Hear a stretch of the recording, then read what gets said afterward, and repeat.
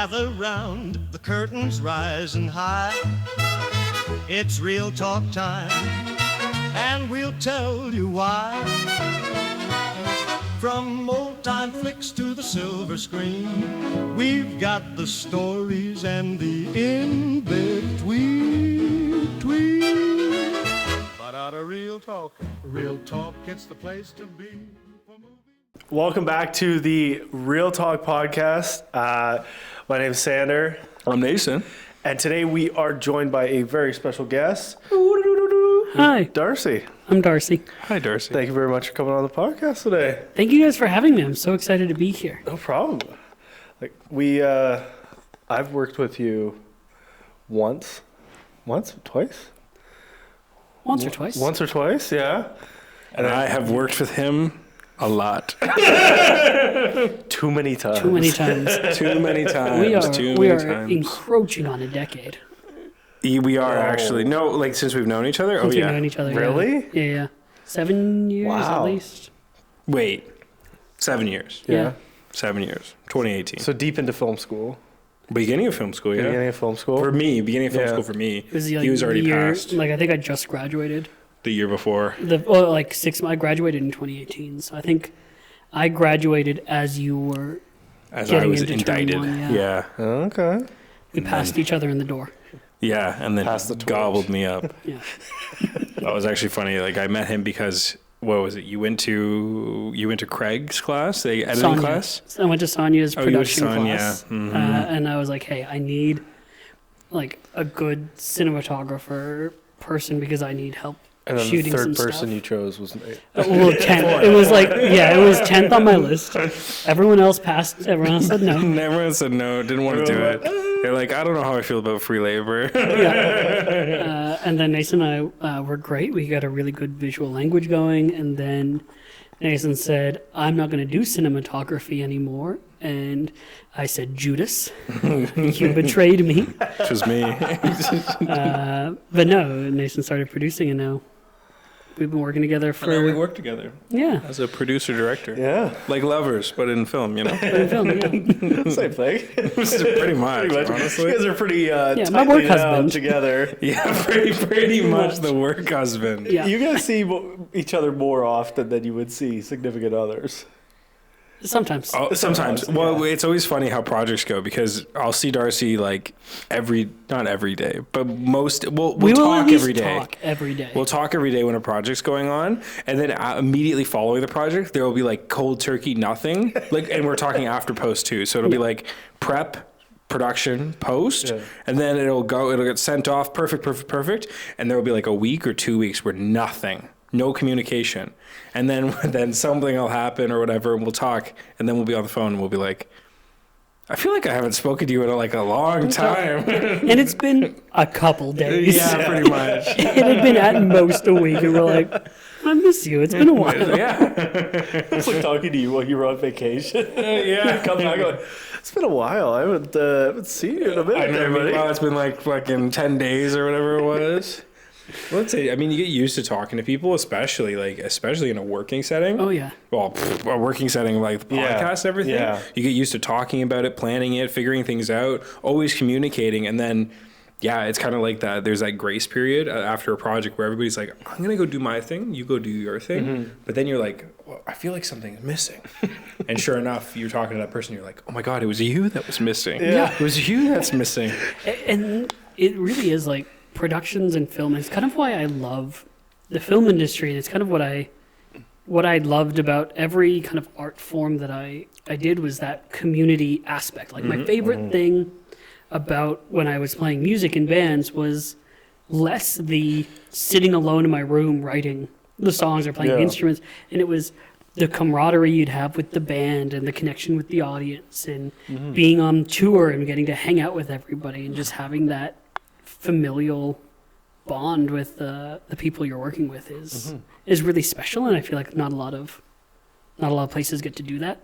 Yes. Yeah, it doesn't feel like a family the same way. Like you get it's and that's what ends up and becoming like your closest friends and stuff too. Like Exactly. even indirectly, like you end up, I'm sure with you guys as well, it's like you end up working with the same people because you're like, on top of just the fact that these are like the best of the best, and I know that I'm gonna get delivered exactly what I'm asking for in terms of like this project, like production or whatever it might be. But it's also like, yeah, you shoot the shit on set because you're good with each other too. Exactly. Like I recently on a set got to celebrate my birthday on set, and I was like, oh, like some people might feel, oh, you're working on your birthday, sad. I'm like, there's no one else I'd rather be hanging out with and celebrating. With these people anyway. Yeah, I was going to be with these guys anyway. I may as well make sure everyone's getting paid to be here and celebrate. Everybody's happy about this. Yeah, exactly. This is Get my cake and eat it too. This is exactly what I wanted. Everyone here would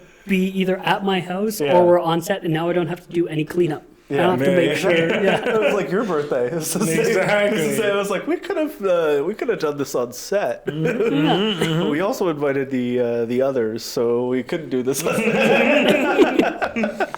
But that's I know. I totally get that feeling. Like it's good to have that kind of that core group of people that you can both feel like are your friends, but also rely on too. Yeah. Yeah. That's a good way to put it. Film family. Yeah, well, that's why some people get cut from the island sometimes. When the film family go, Evil. I don't know how you feel about it. I don't know how I felt about that performance on that last set. Well, but that's always my advice to young filmmakers is be the guy that people want to hang out with for 12 to 15 hours a day for weeks. You do not have to be the best at film school. You don't have to be the best cinematographer. I was not the best director. My short film didn't get a single award nomination at the school's award festival. You just have to be the person that people want to hang out with or people want to be around. Have a base level talent for sure, but if you've got that base level of competency, then after that it's okay. Who do I gel with the most? Who do I click with? Who understands my workflow? Because I've had people on sets who are incredibly talented people who are out there doing incredible work, but I'm like, we don't gel. I don't necessarily love hanging out with them for the 12 hours. I would prefer to work with this other person who is equally as good, but gets my workflow and understands working with me. I'd also say hard work too. Like the two recommendations is be a likable person and work hard, because that speaks volumes about you as a person and will result in you getting more work than if you were just a talented person or a skillful person. 100%. Yeah. Effort will always like supersede raw talent. Because you could be like dedicated and motivated to do the best job possible, and like you will eventually learn and hone those skills. But when somebody's just raw talent, but they're like, too many people are cocky about that these days. 100%. And you need to, I'm sure especially you guys see it every now and then with like a piece of production team that you might bring on. And I don't deal with this as much in like the stuff that I do, but I'm sure there's somebody that's like maybe overqualified for something, but you're like, yeah, but they're kind of a dick on set. Like 100%. Yeah. Like, And then you just, Not even and the then depth of it. Oh yeah. they don't learn until it's way too late, because I'm sure some production sets and stuff will just like take them on because they're the best fit, but nobody talks to them and they just go about doing what they were going to do on set. Yeah. And then it's like, at some point they just learn because they stop getting invited to like specific things. Yeah, and you have people who try to prove how good they are by almost tearing down the work you've done in the past. I've had a couple of conversations with different people where they go, I really liked what you were directing, but if I was working with you, I wouldn't have done this, or this. And I was like, oh, I was actually really proud of that piece. I was really happy with how it turned out. It's a bad way to start on set. And then at the end, they're like, so if you ever want to work with me, like, let me know. I'm like, okay. I won't. Okay. No. But, There's people like that all the time. Yeah, but that's every industry. And I know exactly who you're talking about. I think. You do. So do no. It'd be bad if I knew who you were talking about. It's Nason. Spread so much that I know who you're talking about. And then that person sitting at home goes, hey, Hey, Leonardo hey, DiCaprio. they still might do it anyway. No, Yeah, we're looking at you. Huh? I know who you are. I'll No, make sure you yeah. never work in this town again. Oh god. Well, it's kind of like having like to relate it to like a corporate job. It's kind of like having the guy that you know is going to do a really good job, but it's just kind of a dick. Yeah. So it's like, you know, the company hired him just because like he's incredible at what he Yeah. does. Like, for example, the coding guy. Yep. You know that you could ask him to do anything and he will do it no problem. He'll sit Yeah. there and go and like he knows any question, any answer, any question, no problem. But he's just a dick. Yeah. So you like, you know that if I go and ask him to do it, he'll do it no problem, super fast. But oh god, do I want to ask him? Because I not only am I going to have to ask him, but then he's going to make a whole big Do I want to deal. get that narcissistic remark out of him? Like, Oh, you came to me, eh? Couldn't do it yourself, Are eh? you sure did you you bring me didn't to get try this job? turning it off and on again? Yeah, right? why did you bring me this time to get this job done? Yeah, exactly. How big is that Starbucks gift card that you owe me now? And stuff like that. And then it's also, you just have, and it kind of goes back to the other side. It's like, sometimes you just have the good personalities in the office too, that you're like, Yeah. honestly, you're pretty good at what you do. And like, sometimes there's flaws and like shit happens, but God, do I love having you around. Yeah. At least I know that if we're both fucked, we'll have a good laugh about Yeah, it. we can, Yeah. we can laugh. And at we're it. going to work hard to dig ourselves Yeah. out of the hole that And we've we'll dug ourselves try. in. We're yeah. gonna try too damn hard. If it's- We're gonna try our darndest. We're gonna try our darndest. Our darndest, but Sometimes you crash and burn, but that is life. yeah, exactly. That's how it happens. But yeah, it's good. It's good to have those. Like that's the only thing I'm nervous about if going into a new job is like that kind of thing. It's like, I have no idea who these people are. Like having a good team in my current job, it's like everything. The people are so good. Yeah. So yeah, that'll be the hardest part. Yeah, it's always scary going into that Yeah. when you're the new guy, Yeah. Oh yeah. because they're also are like, oh, you're the new guy. Yeah. How do I feel about you? Like, are we bringing the super talented jig onto Yeah. the program? Like, what's the Yeah. go? So you're gonna end up with that awkward couple weeks of Yeah, figuring yeah, each other out. yeah. And Especially, I feel like if you're going onto the wrong side or you're going into the wrong environment in a business, there is going to be like some circle of toxicity that already exists. Yep. Like walking into the new set as a rookie, if like you've got this big hotshot director, it's like who's kind of known for this, or you walk on and it's like, well, this is a really awesome opportunity, but how is this going to go, right? So you just kind of Exactly. feel it out and hope for the best. And A very interesting example of this. And also this is like advice for everybody on your social circles. Or work circles. I have learned after meeting lots of people in the industry and working with a lot of people of variations, it's gotten to the point in Toronto. If you say, "Oh, I work in commercial, film, whatever," and I go, "Oh, that's great. Who do you work with?" By the next three names, one name, two name, three name that you say, I know exactly where you are, and not just the talent pool or the skill pool, but also in the likability pool. And I know exactly where, am I going to like you or am I not going to like you? where do I sit in the likability pool? No, so you're clear. You're clear. You're standing off to the side on the dock going, wow, I don't want to be in that pool. But that's it. Like, this industry huge, yeah. is so small. Oh, yeah. Like, it's 2 degrees of separation, regardless for of like, everybody. Yeah, like, everyone. We're recently we've been doing a project where we had to find a special celebrity guest, yeah, and I couldn't believe how close we could get to like A-list actors yeah, just by a single phone call, just to be Yeah. like, hey, person I've worked with a million times, who do you know? And they're like, oh, I know ABC person. I And actually you're have this person in my phone Phone. right now. Yeah. call him. like, oh, yeah. Is that a decoy contact? And it's like, oh, that's crazy. Like, I Yeah. would never have thought I would be 2 degrees of separation from.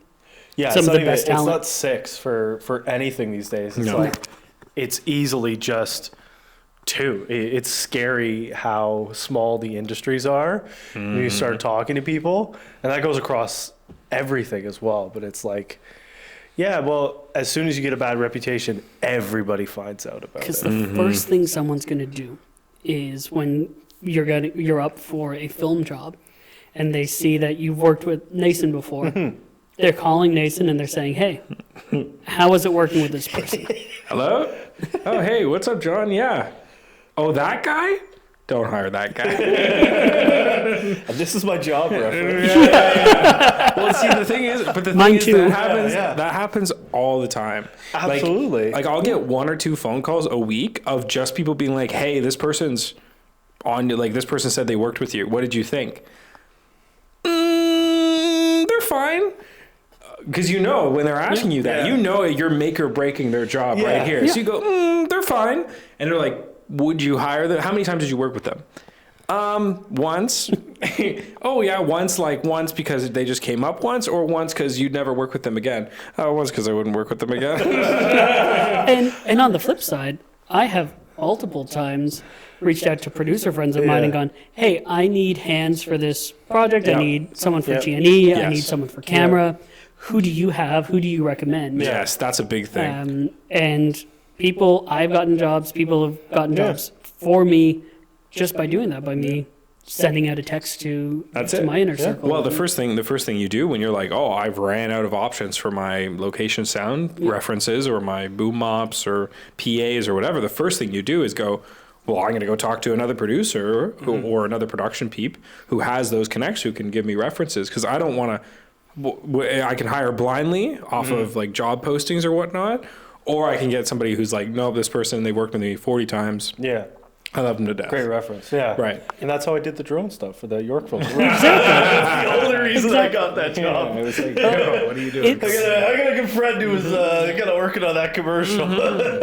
It's the one, I think, argument that works in favor of film school, because there's so many people that are like, just go out and just work on a set and you can just be a PA and you'll work your way up. And yeah, you can definitely do that. But you are starting your network from zero, and it is so much harder to be a PA on a set if you don't have any connection to be that PA. Yeah. Whereas if you go to film school, your film professors are hiring the classmates you're working with, the alumni. Yeah. That's how we started working together. It's the reason why I think film school worked for me. I don't know if it's for everybody, but I would agree though. Yeah, that's the reason to do it, is not for the skills necessarily, but for the foundation of a network that is inbuilt. Yeah, I mean, I would say 2 parts if we're talking about the whole film school debate. I would say 1, connections. Yeah. Because like you just said, the range and the amount of people that you get access to, especially definitely go to film school in the area where you actually are going, like, you want to go into the world of film and TV or commercials, whatever you choose. Definitely go to school in that area, because you will meet people who work actively in that area, and then you start building your network. Because as they say, the quiet man eats alone, I think is the saying. You have to be talking to people. Film and TV and commercials is a very social industry. So that's the biggest thing. My other point for film school is if you have a ground knowledge of zero, and you don't really understand the shape of the bowl that the industry is, the shape of the fishbowl, if you will, then you don't know where the walls are.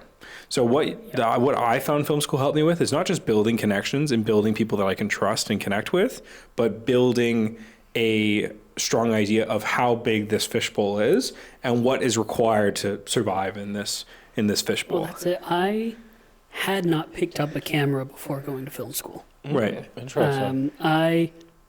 I was not one of those directors who was like, I was making movies since I was like 5 years old on my mom and dad's camera. Yeah. I did my degree in music. I was going to be a musician. I was going to tour the world, playing on stages. Like that was the dream. Yeah. And then in my final year of university, I took a screenwriting elective because I liked to write. I was a double major. I was a journalism major, music major.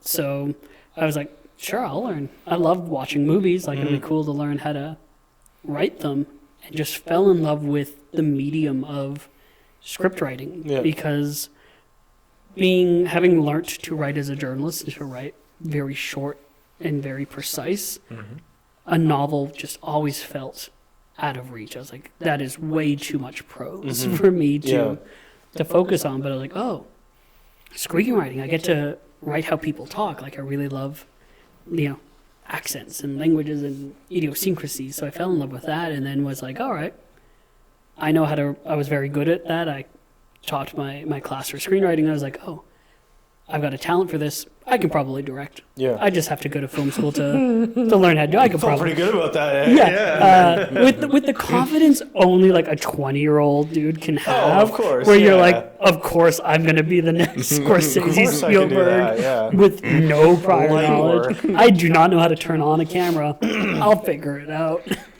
Oh, but honestly, like that's But that's the what best way works. to do it. Yeah. But yeah. That's the best way to do it. You got to have that, like, whatever. Yeah. Yeah, and then by the time I realized how difficult the industry could be, too late, I was in it.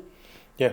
Yeah, that's a good point right there. Now, Yeah. years later, here we are. No, it's too late. I'm not qualified to do anything else. It's one of those moments where you climbed up the jagged rocks of the mountain. You're at the top of the mountain that you saw from the bottom, and then realize that there's a fucking huge mountain right there. Yeah. And you look down and go, "Well, I can't go down because I'm gonna fucking die. I guess I'm gonna figure that thing out." Okay. It's The Simpsons where Homer climbed the Matterhorn or whatever, where he gets to the top. And he looks up and there's just more. And he goes, shit. Yeah. Yeah. And that's interesting. I always love that your background is in music and journalism. Yeah. Yeah. So then you did film school, and then you finished, and then you met Nason, and your life's never been the same. Pretty much. Pretty much.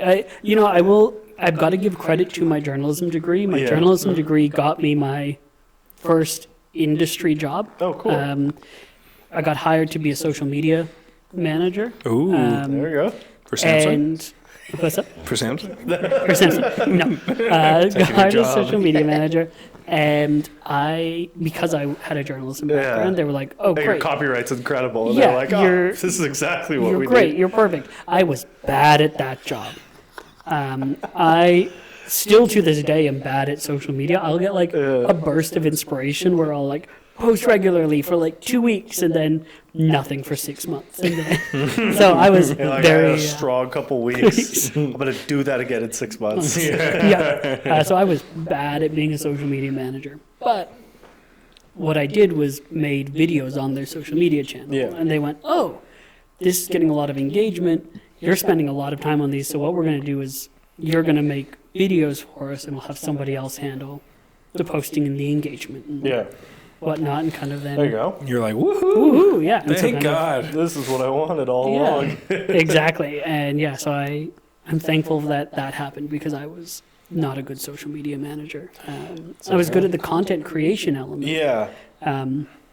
But I was bad at the scheduling to post and the engaging and having to talk to people in the comments. Yeah, it's a whole other like kind of piece to the craft of like doing all that extra little marketing aspect of it as well. 100%. It's just the shooting the content is like so much fun. All Yeah. the other stuff is not that much fun. not that much fun. I've got such a respect for the people who do it and can do it well and to have that brand voices. Yeah. So- Yeah, you got to be so strategic with that. It's an important part of the puzzle.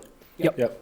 But yes, but it's like everything. You got to find your salesman. You got to find your logistics, get it done people. You got to find all your aspects. And there are the crazy people who can just manage social media. Yep. And they're posting funny cold brew content that makes me giggle. And then the hockey one too. Yeah, the hockey You did was really good. well. That was a perfectly timed. Yeah.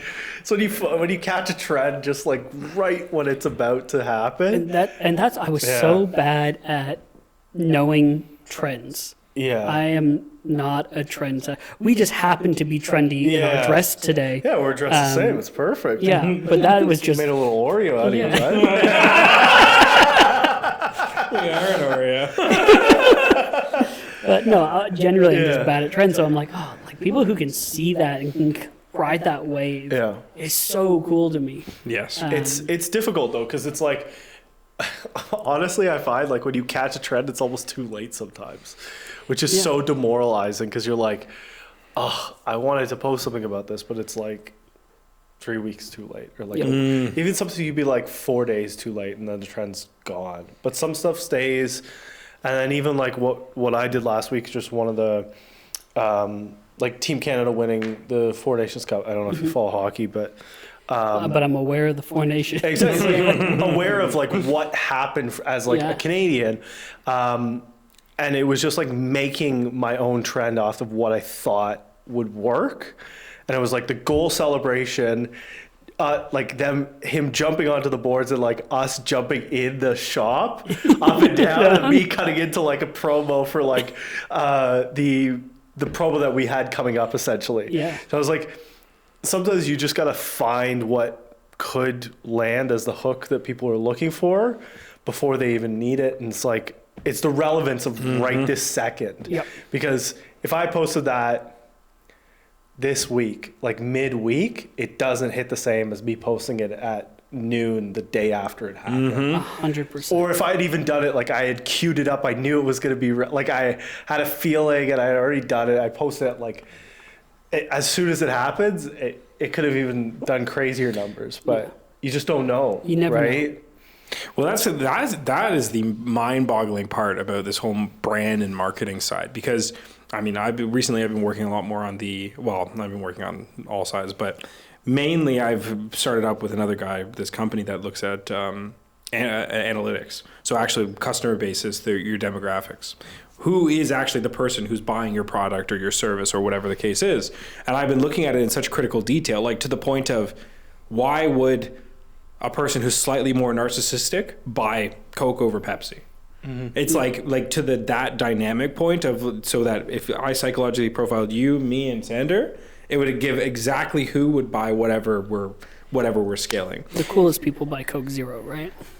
Something like that, yeah. No, I think in Canada it was Diet Coke, and in America it was straight Coke. Crisp Diet Coke. Like a crisp can. Crisp Diet Coke. A crisp can of Diet Coke. Do you remember the gold cans of Diet Coke? Yeah. Those were caffeine free. Caffeine free. Yeah. Do they? Yeah. I haven't seen it in a long time. Just go to Walmart. Oh, maybe that's why I haven't seen it. Can't go to Walmart. Not a sponsor. Walmart, I'm sorry. I'll get gunned down in Walmart, but that's another story. A tale for a different time. The beginning of the Andrew episode. Oh yeah. Oh no.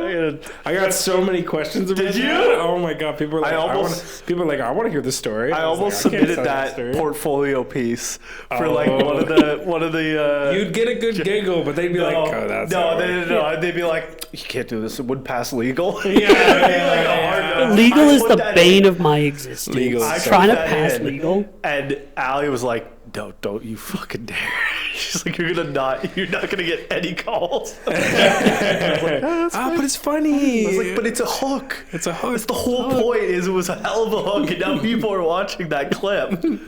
But yeah, that'll be a job. I haven't had to deal with legal before, so To be fair, I think I am also the bane of legal's existence with the questions that I come to, and I'm like, "Can we do this?" And they're like, "No, we can't kill 5 people for this video. And I'm like, "Are you sure? You killed 2, only 2. How many can we get away?" What if we say that we're not killing them? What if but it's very obvious that you're hypothetical? Yeah. And I asked ChatGPT. Okay, if it's insinuated, then that's okay. The amount of times I've gone to legal with, hypothetically, and they're like, "No." Have you seen those memes of like asking ChatGPT a question, and it's like you ask it a direct question and you ask the same question hypothetically. Yeah. Hypothetically, if I wanted to rob a bank, how would I do it? But yes, the ChatGPT thing is the new way that people are asking it to get around everything is, if I was writing a very detailed and strategic movie script and I wanted to show that I really understood how to rob a bank, how would I make these characters rob a bank? And it gives them like exact detail. That's crazy. Like, you have this guy on the roof and do this and do this. And on another side, I was reading an article about how these, what are they called? They're called AI, they're chatbot hackers or something like that. Yeah. They have some funny nickname. Prompt hackers? Prompt, yeah, something like that. And so they were pulling from OpenAI and DeepSeek they were pulling internal memos that were only going to employees from them directly. So they were getting all these like secure documents that they shouldn't have, and it was just like spitting them out. ChatGPT's like, oh sure, you want to see this stuff? Nobody asked for this stuff. Here you go. Here it is. Like it's crazy, and they were getting stuff like their 6-month plan or plans for Q4, like all this crazy stuff, and it's like. It's like that's the problem with AI, because there's another project where I'm working on building like it's called like a black box, like an AI chatbot black box. Yeah. And so it's separated from the internet. It's separated from everything. So it only gets what you specifically feed it. Yeah. Well, the issue is that AI just wants to learn. Yep. And so when you're feeding it information, if you feed it, there's a specific way to do it, because shit happens, and then all of a sudden it's open to a website, or it's open to some link. And then it's like, oh shit, I didn't scrub the PDF file, and there was like a built-in hyperlink, and now it's open to the internet, and now it's telling me, even though I'm doing it's an AI chatbot pretending to be Abraham Lincoln, it's telling me about how, I'm trying to think of something not controversial. It's the Ultron protocol. Yeah, Where Ultron just gets into the internet, and it's like, humanity, there's no saving it. We've got to be done. Yeah. You just let it slip accidentally, and then it's all ruined. So you're tearing down the world? Is what I'm hearing? That's what I'm hearing. I'm not going to do that. You're Tony Stark making Ultron. Yeah, the Ultron, the Ultron protocol is going to be flying through the sky. You guys are going to be like, oh my God, Ultron. And I'm going to be like, ha ha ha ha. What? I didn't know anything about that. Well, there was like, what is it called? Something in the Machines. What was the animated series? Love, Death, and Robots? No, it's like about the family, and then the machines take over the world. Oh, yes. Versus whoever versus the machines. It was Sony Animation. Yeah. Brilliant. I wish I could think of the name of it, because it was such a good movie. It's good. Yeah. Julian can fact check. Oh, okay. No, you should watch it. It's an animated film. It's it's like the family versus the machines. The Mitchells versus the machines. Mitchells versus There we go. Yeah. No fact check needed. Incredible. I was impressed by it. There was a lot of funny moments, but there's one scene where they come to the guy who created this, and he's like, "Who knew that feeding a AI software that just wanted to learn all this personal and public information would be a bad idea?" Yeah. And then it like zooms out, and it was like some funny meme about it was like DeepSeek ChatGPT, and then everyone's like, "Huh, that's strangely relevant." They would have been onto something right now. This is a little bit terrifying. I don't like that it's relevant. Yeah, I'm not comfortable with that. It's a little bit too pointed for my liking. Yeah. And speaking of that, I like how OpenAI has the kill switch guy. He gets paid like $150,000 a year or $200,000 a year, and just carries around a backpack with a kill switch.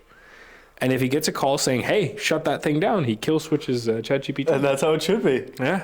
And it probably won't work, which is more terrifying. Yeah, right. You know what's crazy? I've like, as they can't test it, so they don't know if it still works. I also, by the time that they will want to press the kill switch, like by the time it gets that bad, I'm worried that the AI, like ChatGPT, whatever it is, will have just reprogrammed itself. So that duplicated itself, or wrote out the kill switch. It was trying to do that like a year ago. Yeah. When they were like implementing a new version, it was copying and rewriting its own code. Yeah, because it didn't want to die or something like that. Yeah, that's insane. That is like sentient. Did you see that clip of like the robot that was like, the woman robot? No.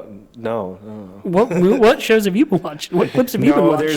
There's what this. Websites are you on, sir? No, there's this. I can't think of her name, but it's from one of the universities. They developed. They were programming. There's a female and a male from different universities, and it was talking to the audience, and then it hit like some weird blip in the programming and started talking about how the world's going to end and humanity won't last because the machines will purify or whatever. And then they were like, "Okay," and they unplugged it from the wall. "Okay, sorry guys, we're gonna put her away." No, it was like hanging from a cable, but it looks eerily human, and it was like twitching to life. Ooh, it's disgusting. It's like so creepy to watch. And there's like no lights in the background of this like lab or wherever they're fucking testing this thing. It's so I'll find the video for you. Yeah, find it. What the hell? It's so eerie. It's like twitching to life, but it's like one of the ones that looks really human now. It's like It looks like it has muscles and stuff. It's like, the tech bros have watched weird. Terminator and went, we should build Skynet. yeah. We should do that. Why haven't we built Skynet? That seems like a really cool idea. Yeah, it's getting to a very interesting place. I thought we were on the Boston, what is the university? The Boston. Oh, with the robotics guys? Yeah, they were doing those robotics. You're talking Boston Dynamics? Yeah, Boston Dynamics. Yeah. I was like, we're far away. I felt like that was a little bit ago. Now it feels like we're very close to Oh yeah, I remember real robots. I remember when people started when the Boston Dynamics robot dog came out that you could buy, and people were cycling around this document that was like, here's the critical parts of the robot dog when it comes to get you. Here's the battery cells, and here's the so just shoot here and here. Here's the optical receptors, and we live in a very cool time. I think I know the one you're talking about. It's the first Creepy. it's the first sinew built robot or something like that, where they used they did like they built it like individual muscle fibers, so it moves like a human. Terrifying. Yeah, But you know that video I'm talking about. That, I don't know if I saw the video, but I saw a photo in an article or something like that. it just feels like we're at the point in a movie where the scientists are like, we were too busy asking if we could. We didn't bother asking if we should. And I'm like, we've been warned. Yeah. Always ask, should you do this? Should you build a sinew robot? But they've had internal memos about should we do this, and they're like, Maybe. nobody's gonna ask if we're too far down the line, and then it's too late to stop it. Wasn't OpenAI's like logic? Like I remember Sam, what's his name? Sam Altman? Sam Altman. I want to say Sam Altman. Yeah, that sounds right. So he was saying that the reason OpenAI doubled down and went for it is because it was like, if we don't do it, somebody else is. Which is And the at problem least with DeepSeek, though. Right. Well, it done for like a fraction of the budget. Yeah. I love that OpenAI's like, DeepSeek's taking all of our coding. Like they haven't built an entire plagiarism machine. Exactly, yeah. And now, it hurts when somebody takes all of your creativity without asking you. But guys, that was my thing. And you guys did it for less. Yeah. Why don't Only you have server 10 million? prices? Yeah. How much? What about the monthly subscription? Oh no, it's free. Oh, it's free. Okay. It's not $12.99 a month. Yeah, USD. It's not even 12. It's like 20. I think it's 20. Yeah. Yeah, I pay for it. It's worth it. I use it a lot. $12.99 to burn down a whole rain. I use it every day. It's only $12.99 in one rainforest a month.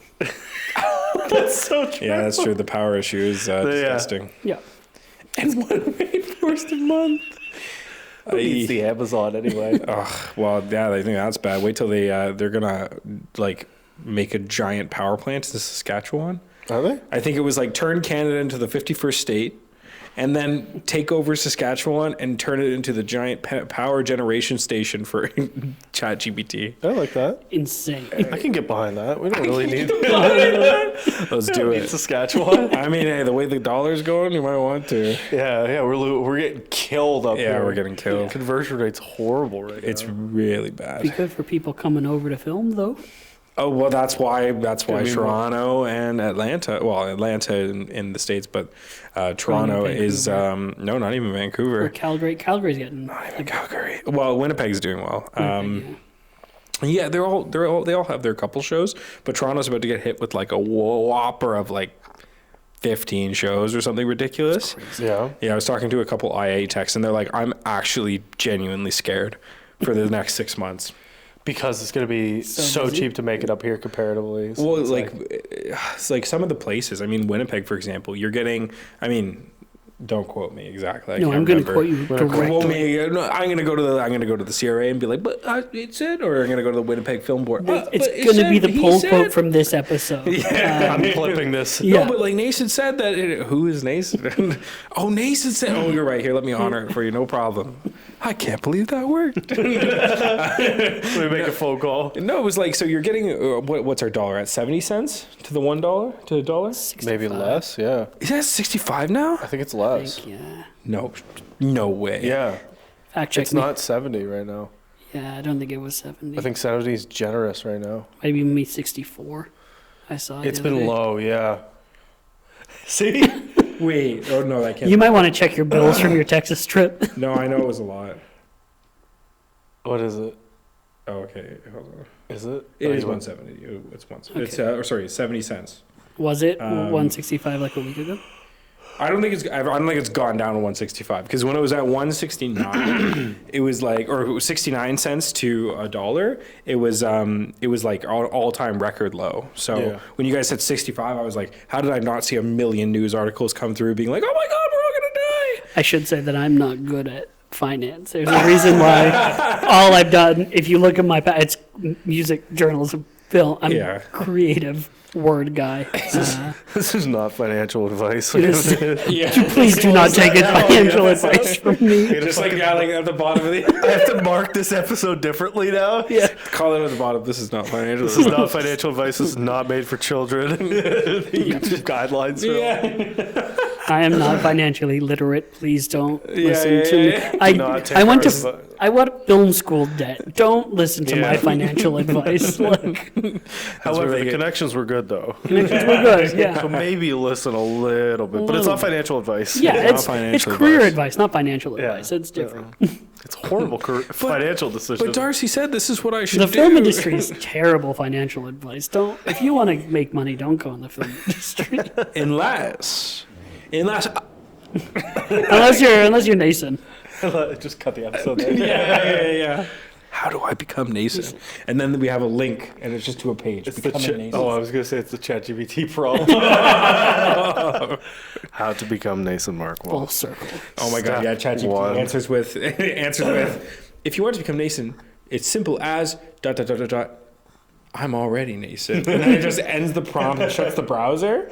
You'd That would be like, terrifying. What website am I on? You realize you have the wrong letter in your URL, and it's like a version of ChatGPT. Yeah, Snatch GPT or something crazy. Yeah, no, Texas was, yeah, as I was paying for things, I was just like, whoa, that's a fucking expensive. Yeah, Like conversion, $100 is like, 140. yeah, 140. Yeah, Yeah, it was 140, and it was like, what did I buy?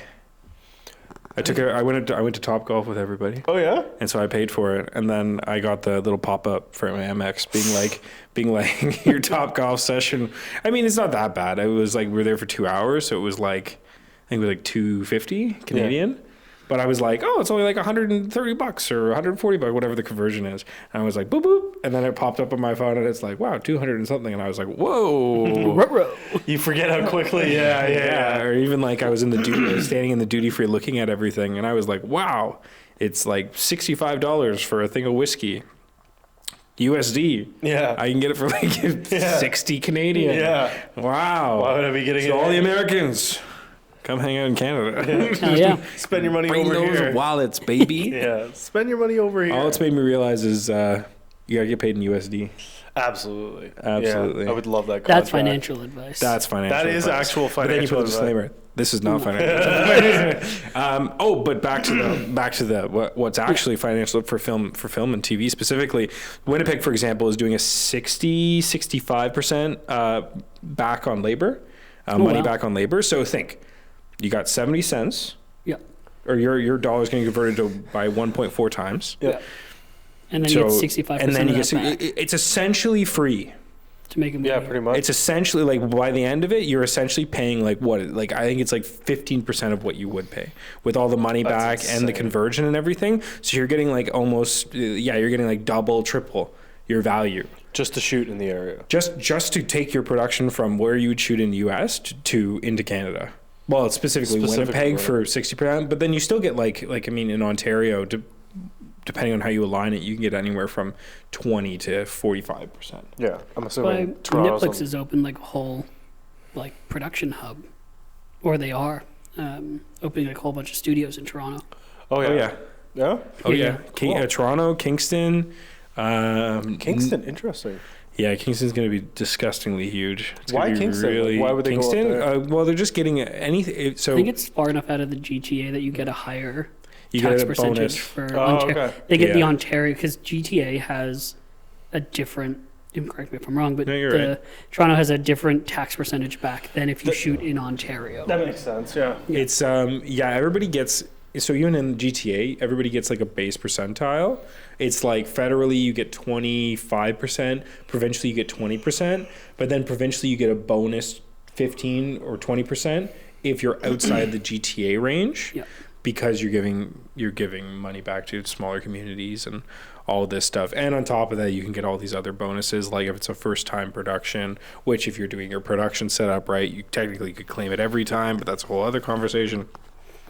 It would be like you'd get like I think it works out to like 55% back. Wow. So like That's the pretty reason, deep. Yeah. well, yeah, and so you're turning a, like if you have $1 million US, that's 1.4 million Canadian plus all the labor back, which is what is it 60%? So that's like 800,000 back. Yeah. Well, I mean, it's on labor, so it's less than that. But then some of it is on expenses, so it all kind of averages out. But you're getting like, Wow. yeah, you're like turning your $1 million into like almost $2 million, I'd say. Yeah. If you You want really to. stretch that production quite well. Oh yeah, and then the bigger the budget is, the more you can stretch that. Yeah. You can turn 10 million into 20 million, 20 million into 40. Like, And you have so much, like across Canada, just the environments you can shoot in. Yeah. Like you have your big city of Toronto that can be your New York, your Chicago's, and then you go an hour outside and you've got, or a couple hours, and you've got mountains Yeah. out in the Blue Mountain. You've got like the wilderness areas. You've got studio lots if you need to build. You've got small Everything. towns. Yeah. We shot when we did our Yorkville one Yeah, out yeah. in Unionville. That's still in the GTA and felt like Yeah. small town. yeah, American Canada. And that is such a small town too. Like Yeah. that's a great example of that. Like you can do that. And even when they were doing all like the It movies and stuff, and you go Yeah, out to Port like Perry. Port Perry, it's just small. You've small little Hamilton, communities Port Perry. everywhere, right? And you've got the lakes that are. It blows my mind, not having grown up around here, that they're just called lakes. Because in my head, you can see the other side of a lake. Yeah. And you can in some parts, but not But, everywhere. Yeah, you get there and you're like, oh, this just looks like an ocean. So Yeah. like, if you needed to do a beach scene, You absolutely you could. absolutely could do a beach Absolutely scene could. in Yeah, Toronto. like- disgusting Toronto beach that you have to Yeah. clean up. But but well, unless you go on the other side of the Toronto Island, it's very pretty over there. Yeah. pretty over there. Could be tropical. So you know Could be you naked. got all of these Hamlin's Point, incredible oh yeah. like biomes that you can shoot in from the Scarborough Bluffs with the cliffs. Like I think it's such an attractive place because everything is close by there's a lot of options. and there's a lot of too. Yeah. options and yeah. And it's nice that like even just the diversity around Canada as a whole too. Yeah, yeah, Like yeah. think of all the TV shows like as wild as this sounds, like even doing like a country western movie or something like that, you could do in the middle of the prairies. Yeah. Like if you really set it properly, you definitely could do that in Oh, 100%. Saskatchewan. Oh, And you could 100%. do it and like emulate close to what would be like a good representation for that film. And like I think too, No Country for Old Men being a great example, because it's like you look at that film and you go, okay, there's not, you understand where it takes place Yep. based on the people, but there's no identifying factors within the film that make you actually see where it is. Yeah. Like there's not like big canyons and peaks that you would recognize that, well, you could just do with CG anyway. So it's like it's not hard, but it's stuff like that where it's just managing the land accordingly and then building your set around that, or having the right CG in the right places. And It's like Power of the Dog could easily been shot in Alberta where you have the prairies going into the mountains. yeah. Like that. I know Jane Campion, the director, would disagree because she was very adamant about Yeah. shooting in the States and making it legitimate, but it's the same. Really, it's the same geography, just a little more north. I will say there are some subtle distinctions between the after spending a lot more time in the U.S. recently and spending time in Toronto and surrounding Canada, there's a lot of significant differences between the areas in terms of just general, not just infrastructure, but also the big thing that I notice is the tree diversity. Yeah. Like I just like you That's can true. like I can't believe when you're driving down the highway, I can't believe how many different, like that's a different tree, that's a different tree, that's a different tree, versus in Toronto where you're getting like you have, you know, your 20 trees or whatever that you see all the time, Your and maples, always your in cedars, your pines. exactly. You Okay, don't Mister, change. I know all of my trees. Yeah, I know like 3 trees. That was it. Hey, That was come on awful. with us. You said was it so my confident. tree. Yeah, you said I it was so like, damn, I'm confident. saying our like same 20 You trees. pulled out and- cedar? That's all I got. Yeah, and so I will say so that there's true, subtle though. differences like that, but like you were saying, it's just smart filmmaking, and you can sell it for anything. Yeah. And so, like, shout out to all you American productions, come shoot in Toronto. We'll help you 100%. do it. I'll do the drone shots. Such good drone shots. I'll market the I know movie. exactly how to spend money. Yeah. Obviously, this is not financial advice. yeah. I always get a side check. That's why. No, and it's like the talent that you have in Canada is incredible, and I think Canada gets really let down with that because it's always like no, but U.S. talent, and it's like yes, U.S. talent or European talent or whatever, but Toronto and just Canada is also, producing a lot. Yes, U.S. talent, but how many of that U.S. talent came from Canada originally? When you start diving deep, you realize that everyone is Canadian. there's There's a ton of there's a ton. huge A-list like celebrities that are Canadian. Like Yeah. they have heritage within Canada, or they grew up in Canada, or like it's more common than people realize. Oh Yeah. yeah, I grew up in Canada. I knew it. I knew you did. It's the way you said sorry. You're way too nice. What you know? Well, Liam, you got me. Oh, or are you Texan? You're ready. Yeah. Does Texas have a good film scene and stuff now too? Is it growing? Okay. I'll being spoiled by Toronto, because in Toronto, everything is like every Bristol truck you see is probably for film. Yeah. At this point, Bristol and Enterprise, if you see a Bristol or Enterprise truck, it is a 90% likelihood it is full of some aspect of film gear. I also drive by them and I go, I wonder if there's anybody I know over there. And like a good chance. There's a good probably. somebody on set is Oh somebody yeah, you know. the amount of times I've walked past set and had somebody go, "Hey Nason, what? Oh hey, what are you doing here?" Like I was when they were filming Reacher over by my house. Yeah. I was walking Reacher and I saw one of the guys that Bob brought out that one time. Oh, I love that. And what are you doing here? I'm like, what am I doing? What are you doing? I'm working on Reacher. What are you doing? I live around the corner. Don't come on set for a Do you bit. want food? I'd love to introduce you to some people. I'm like, yeah, of course. I mean, Alan Richmond. But so in Toronto, Yeah. you're seeing sets everywhere. You're seeing all the production support. Yeah. If you guys are out at all in the early morning or in the late evening, you'll see the transport crews moving all the town wagons and everything. I had a roommate who survived, I want to say the majority of the summer without having to buy breakfast or lunch, because he would just go out and find a film set and just kind of saddle up to the craft table and just eat. And then if somebody asked him, he'd just say, "Oh no, I'm just a PA. I'm just here. I'm just a PA," and then just leave. That's amazing. I can totally see that working. Yeah. Like And doing then it someone's on like, Bogey "Oh," on set. and the minute that they're like, "Who do you report to?" and he goes, "All right, you caught me," and just leaves. Just Did a whole summer of that, and I'm like, "How?" That's impressive. Yeah. That's a Ballsy. skill. Yeah, it was ballsy, but I'm like that.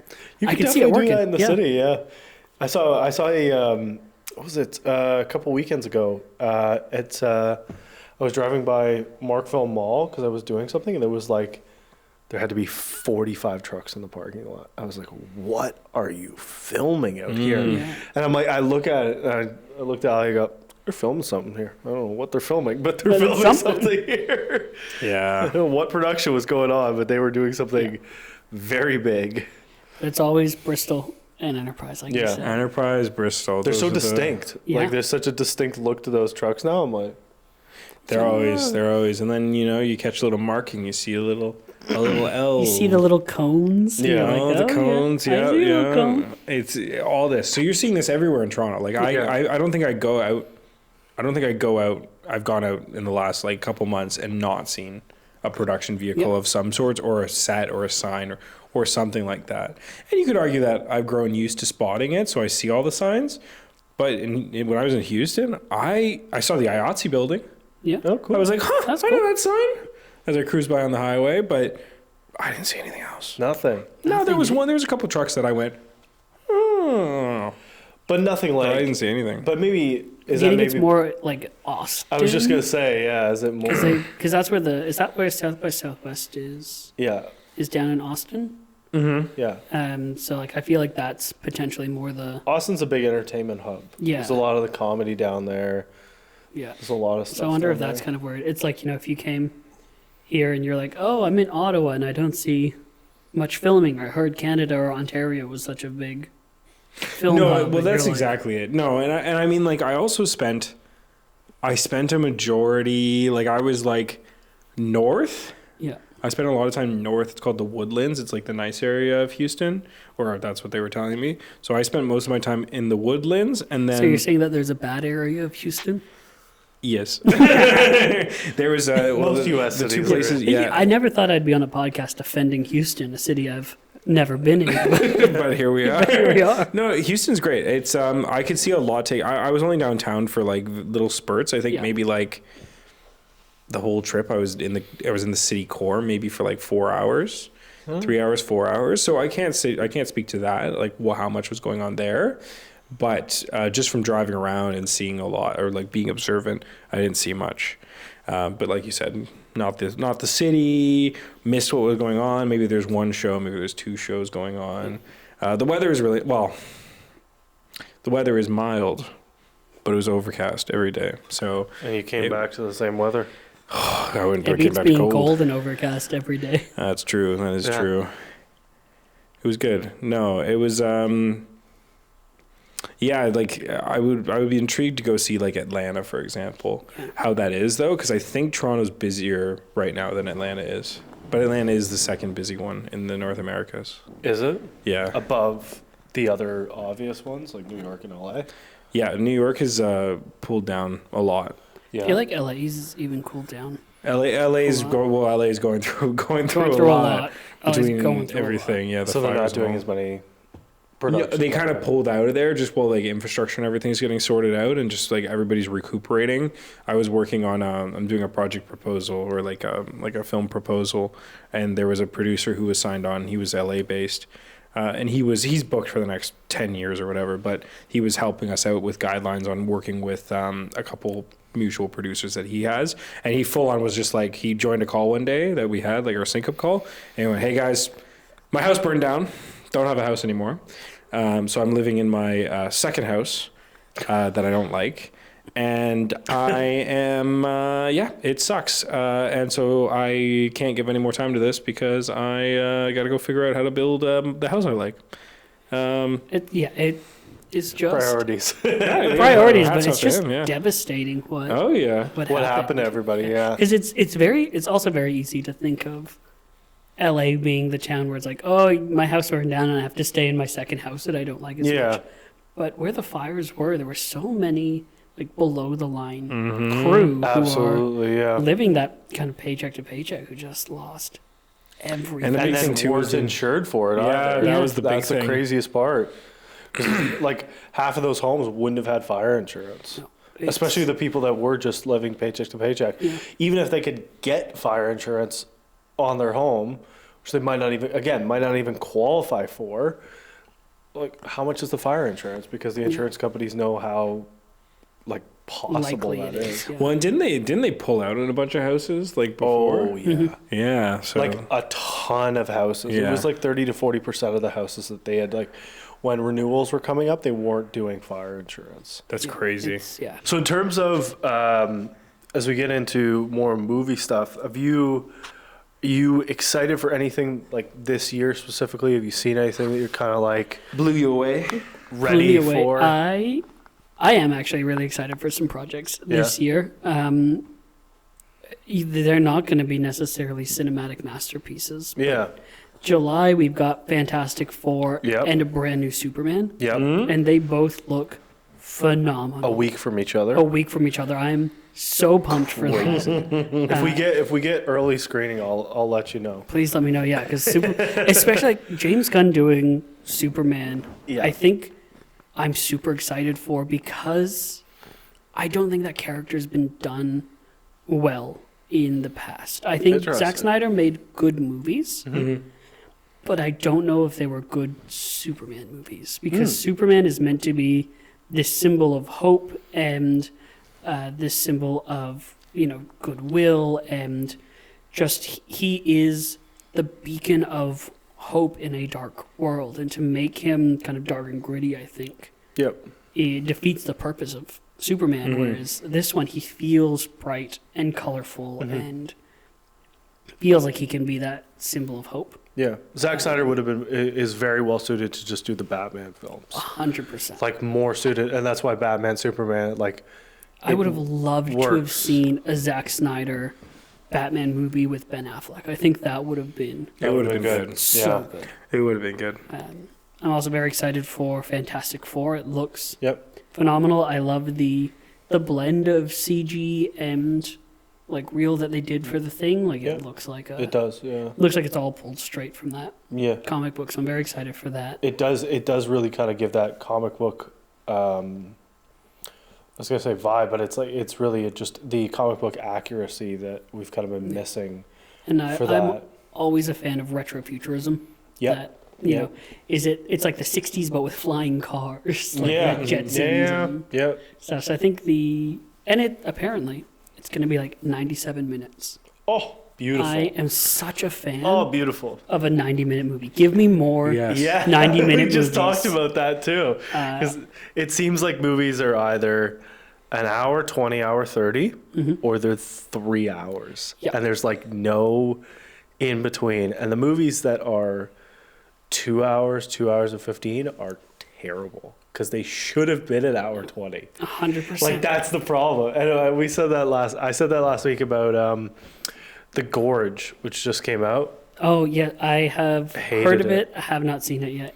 It was bad. I was very disappointed. We got some flack for saying it was bad too. Oof. Oh, really? I took some fucking heat for saying it was bad. And I will stand my ground. Okay. You know, I will take some flack because I saw The Brutalist. And it was a beautiful film. Why did it have to be 4 hours to tell that story? I appreciate The whole point of the film is. I appreciate the intermission in the middle. Yes.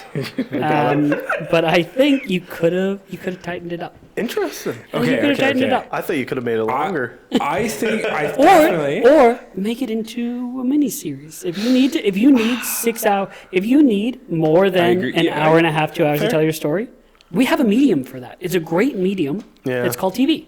Yeah. You're making a TV show at that point. If you need that long to tell your story, What?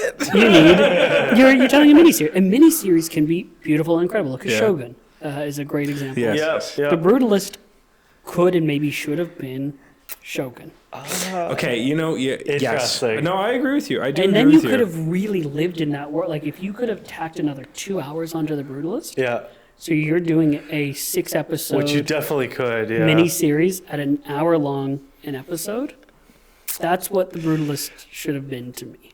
And I an think it was interesting take. so beautifully shot.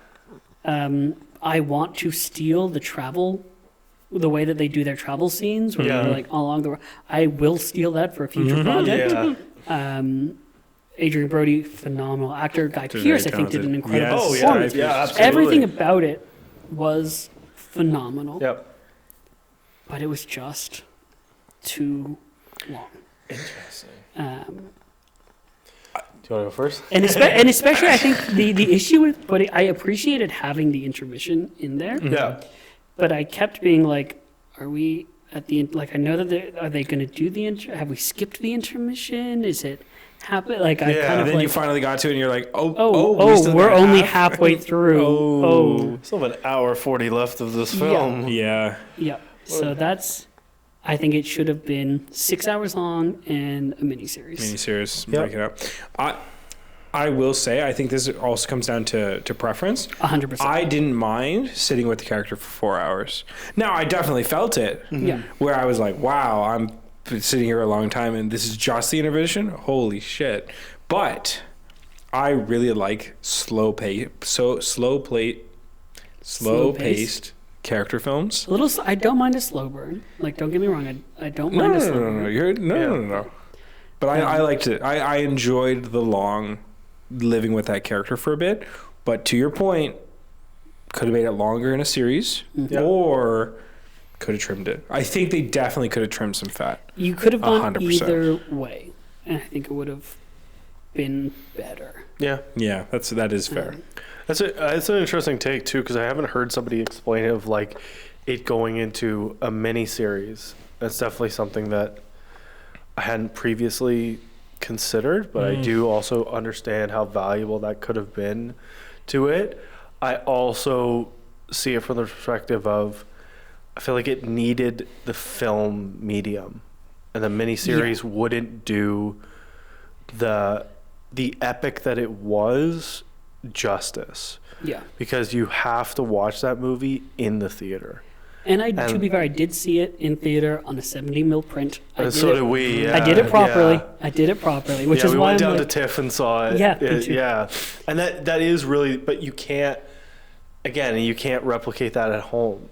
Yeah. So the way that the story is drawn, it would be interesting to like tell it in a miniseries, but have it in the theaters. Yeah. Would be like the perfect way to do it, which is probably it's not too feasible, unfortunately, but would be the coolest way to do it. Be a super cool way to do it. Imagine you had like tickets that everybody like go back and see. It's like for 6 weeks. Yeah. You get to like go see the breakdown of this happen, and that would be an interesting way to do it. That's a good idea. But yeah, our double Dune day. Yeah. I was gonna go and do the double Dune day with during TIFF. They had like Denis Villeneuve like speaking. Oh yeah. So they did the morning. You saw Dune 1. In the afternoon, you saw Dune 2, and then he did a talk. Oh my God, they've already done what we suggested. Double Dune.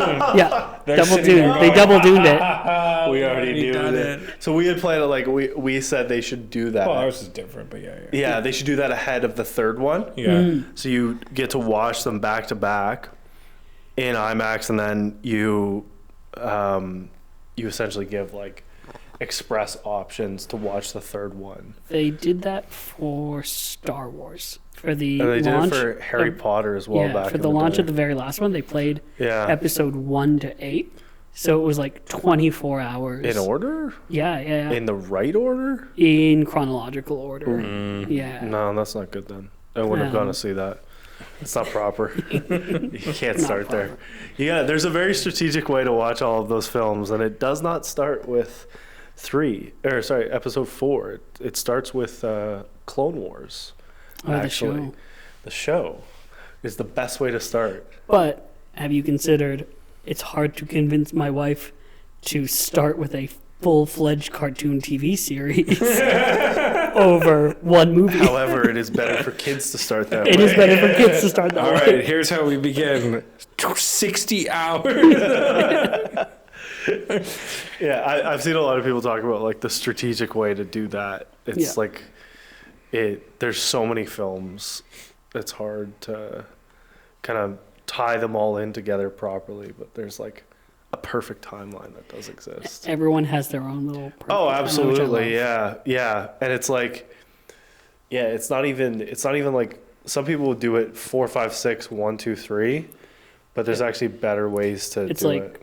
4, 5, 1, 2, 3, 6. It's called like the machete order. And so it's like you see up to like Darth Vader at his peak, and then you go back and you watch his fall, so that when you watch his redemption, it's meant to hit harder emotionally. Yeah. And also like, it gets the viewer kind of used to the agony of the story. Yeah. Almost. Yeah. Yeah. It's so interesting, like how movies kind of flow like that. There's so many different ways to 100%. and then just watching movies over and over again, you like find so many things. I just love movies. Yeah. Movies are great. What are your favorites? Have you guys seen for the Oscars that's coming up soon? I think like in a week from Amelia recording this. Perez. That was, I don't want a understand. clean sweep of Amelia Perez. Perez winning everything. Everything. You guys got flack from before. No, we haven't got any flack for that. Everyone's like this watching us. Everybody's been on our side. Anything negative we have said about Amelia Perez, people have agreed with. I love it. I am furious that at the Golden Globes, How many- Amelia Perez won Best Musical over Wicked. Yeah, I don't that's just understand how that disgraceful. happened. It It's- won I too don't. many things. I don't. Yeah. I had a conversation. I had a conversation with somebody yesterday where I had to shut my mouth Oh, no. because they liked the film, and I How? was Who? like, "Lady, do you have any idea what you're talking about?" And her daughter is like a high-level production assistant in Los Angeles, and I was like, I have to be very quiet just in case here, but like, she enjoyed the film, and I was like, how did you I enjoy the need to give film? credit where credit is due. I have had 4 months stuck in my head. Sex change operation. I couldn't believe that was a real song. I thought that was a I parody. thought it was a fake song. It's a parody. It sounds like a parody. Honestly, there is a good chance that Yeah. if you speak to me at any point in like the next little while, that's just playing. That's just in your head. Just like that. So Darcy, line. we just have to check with. Sex change operation. What plates do you want for this scene? Said a sex change operation. Darcy, you with us? Oh yeah, sorry. What was that about sex change operation? Part of my conversation with this lady was the fact that she didn't even know that it was like the French film converted into. Oh, like the It's French- such a French film. She though. didn't This is understand that. people are gonna come at me for attacking the French here, but it's such a French. It is such like you watch it and you're like, if you didn't tell me, I probably could have guessed that it was a Yeah. French guy trying to write for Yeah. a culture and a community he has No idea about. no idea about. And I said that. I was like, there's a lot of people in Mexico who are very pissed off about this film because it's a negative representation of the culture. She's like, oh, I didn't know that. I was like, yeah, it was. Also, the music's bad. yeah. Oh, And it's she so said she did like it one was of the- so funny when I played it in a car. So Liz had me on the phone, and she played the song for her and her friends, like the Yeah. one where Selena Gomez is in like a black void going Oh yeah. whatever she's doing, and all the groans. Oh, this is so bad. What is this song? What are they saying? And all of them are confused by what she's saying. Like they're like, I don't understand what this Doesn't language make is. sense. Yeah, it doesn't Yeah. make sense. I will say though, my favorite so far of the Oscars. I haven't seen a Nora yet, Fair. I haven't seen it nor either. but my favorite my is God. Conclave. Really? I- Yeah, I whoa. almost watched Conclave on the plane, but I couldn't bring myself to do it because I'm like, I have to watch this. Doesn't You do have it to watch justice. it.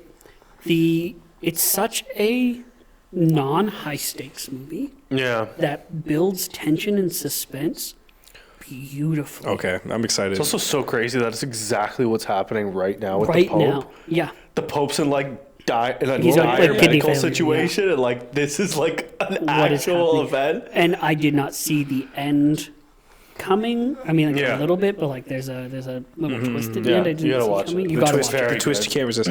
I saw the trailer for that and I went, "This is going to be a phenomenal movie." It is What's phenomenal. the director did what before? He did. All Quiet on the Western Front. Yes. I knew. Yeah, Yes.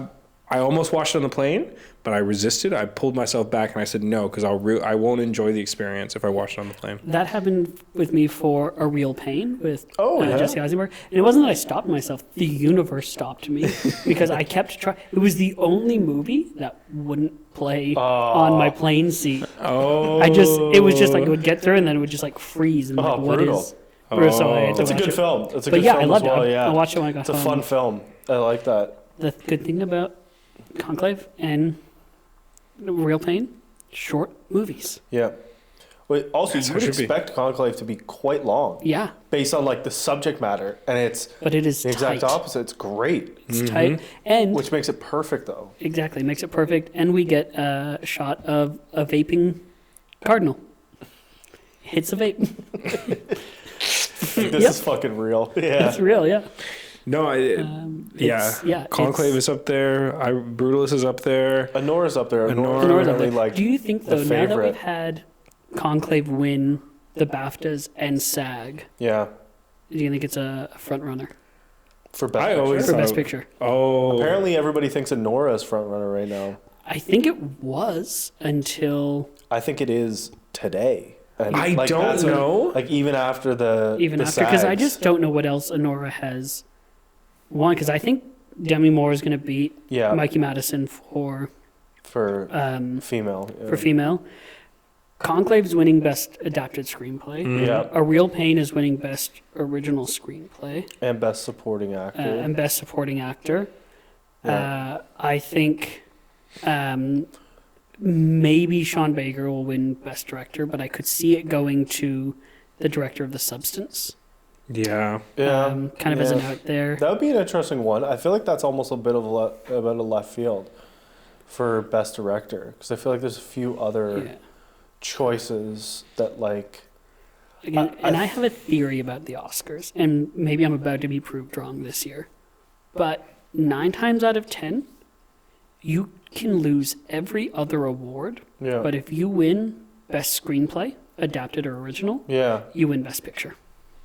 Yeah, interesting. and doesn't that make sense? That Yeah. does make sense. Yeah. And so that's why I think Conclave is going to win. Do you think Best they'll Picture. you think they'll win screenplay for sure though? I think so. I'm trying to remember It's what else is good. in the There's nobody adapted. else. in the I haven't category. even seen Conclave, and I can already tell the script is phenomenal. The script is phenomenal. Yeah. I think it'll also win some technical awards. I Yep. think it'll win production design. Gonna win because editing? Or do you think Dune will win editing? Dune could win editing so that they give Dune something. Because they're not going to give Dune anything else. No. What did they just give them at the Maybe SAGs? VFX. Oh, Did they VFX, give yeah. Dune didn't VFX get those? anything for at SAG. They don't do VFX for SAG. It's just performance. Mm-hmm. Did they? No, they didn't win anything at SAG. No. No, I would see them winning VFX. Yeah, I could see Dune winning VFX. Who is it? Are they against any other? I can't think for the VFX category. You know what? Honestly, I think Better Man, the Robbie Williams Oh yeah, that got documentary, nominated. Yeah. that got nominated for VFX, and it's What a Workshop doing monkeys. Then they're also up against, I think, Planet of the Apes. It's up against 2 monkey Oh movies. yeah. So, like, I'm sorry, but the monkey movies are probably going to win VFX. Yeah, and the VFX is good, Yeah. at least from Planet of us. the Apes then should probably win. Yeah. What a wonderful day! That's a good series. I love those movies. So much. They're just like I don't care if they're all not like perfect, but they're just like good. They're it's just good fucking films They're to just watch. good movies. Oh, yeah. you got me so excited for Conclave now. Yeah. So I I was think already Conclave will win hyped. Best Picture. And You guys Best gotta watch Screenplay. Honora though. You have to understand like how Yeah. good that performance was by Sean Yeah. Baker. Like her during that film, there's a 15-minute scene that's like an unbroken scene of her just terrorizing these guys essentially that have like kidnapped her, kind of. But it's you really feel the switch in her character in that moment where she just doesn't care at all. And it's so cold, but it's like such a great piece in that film Yeah. that it sucks you into that film even further. Without even having seen Honora, but just from what I've heard, Yeah. I think Mikey Madison probably deserves the Oscar. Yeah. But Demi Moore, her campaign has been flawless. Yeah.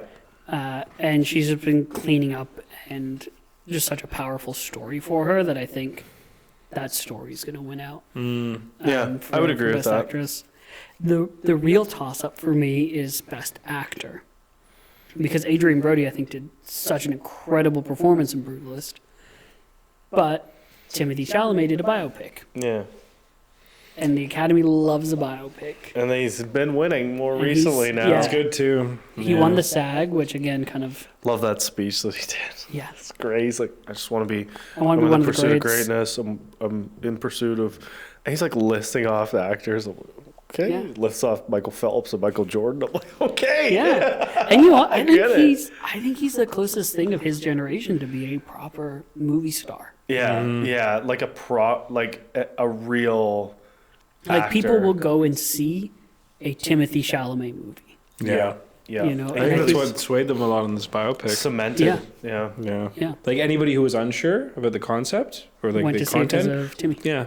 Especially Timothée. because it was like a Bob Timothée. Dylan where people are more unsure of him as a musician versus Yeah. like doing Bohemian Rhapsody or Yeah, everyone's gonna go and see Queen. doing no Elvis. matter Like Yes. it's like Austin Butler and Elvis. Like it's just you're gonna see that because you're like, oh, I love that music. Like And he does a good Bob Dylan.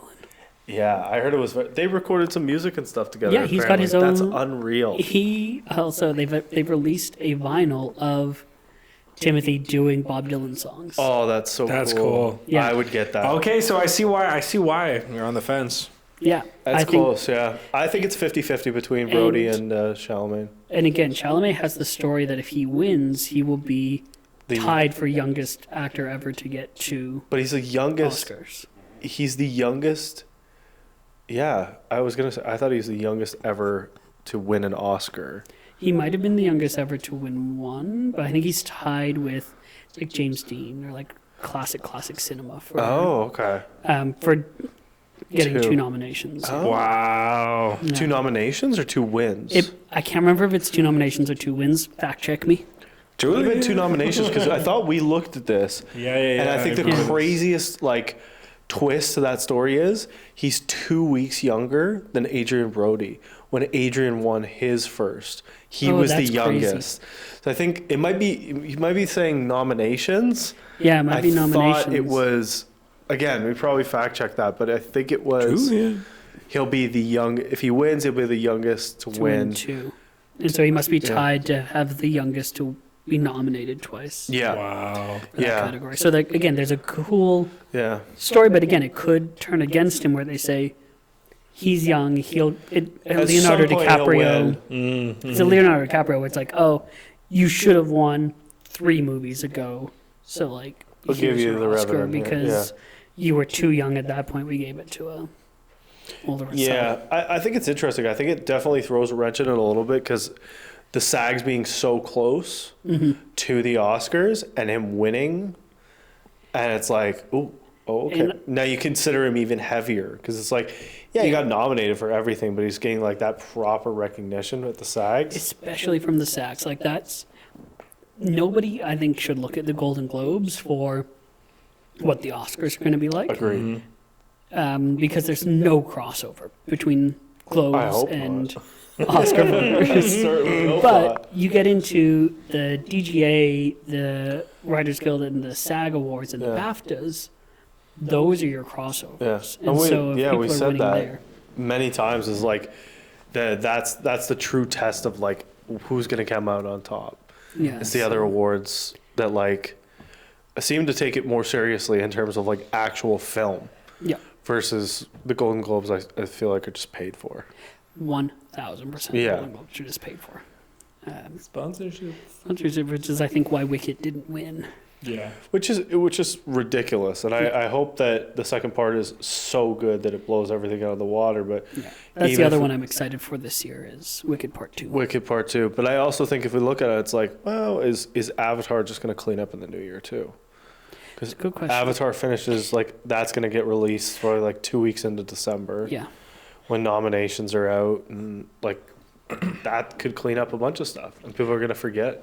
I am glad though that they've held back on Cynthia Erivo's campaign for Part 1. Yeah, I think so that they can campaign her hard for Part 2. Like they kind Yeah. of campaigned Ariana Grande because they were kind of up against Maggie Madison and Demi Moore, and they were like, let's get out of yeah. that race.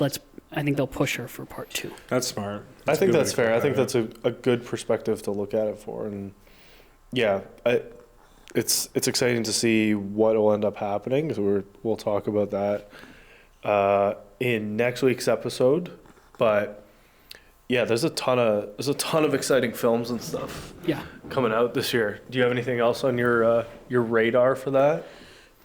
I mean, I always look forward to. Well, firstly, I think there's one. I was gonna say I always look forward to TIFF, but specifically, there was a movie I saw at TIFF last year, won People's Choice Award, Life of Chuck, with Tom Hiddleston. Oh. It also has Mark Hamill, directed by Mike Flanagan. It's a Stephen King adaptation, but it's not a horror movie. It is like cerebral and just a beautiful story about life. Yeah.